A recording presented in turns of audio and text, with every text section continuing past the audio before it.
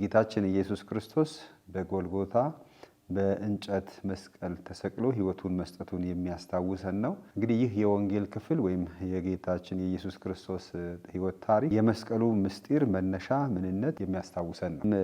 ንግሥት እሌኒ የምትባለው ይህንን ክርስቶስ የተሰቀለበትን መስቀል ፍለጋ እንደሄደች ያንን ቦታ ማግኘትም ቀላል ስላልነበረ ሰብስባ በማቃጠል ጭሱ ወደ ላይ ወጥቶ ወደ ታች የሚያመለክተው ቦታ ላይ በመቆፈር መስቀሉን ልታገኝ እንደምትችል ተነገራት።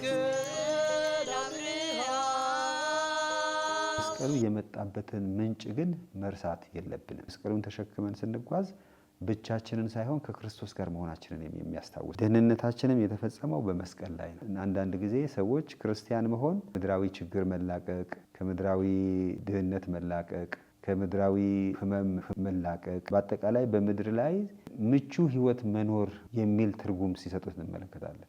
ነገር ግን ክርስቶስ እንደዛ አላለም።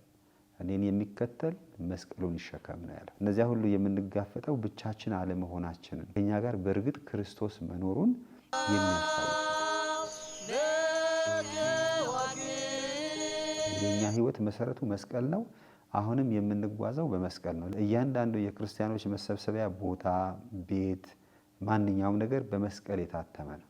በአንገታችን ያሰርነው መስቀል፣ በቤታችን እንዲሁም በማንኛውም ቁስ ላይ የምናኖረው መስቀል የኛም ሕይወት በመስቀል የታጀበ ነገር ግን የእግዚአብሔር ኃይል መስቀል ራሱ ኃይላችን እንደሆነ በዚያ አማካኝነት ዓለምን ድል እንደምንነሳ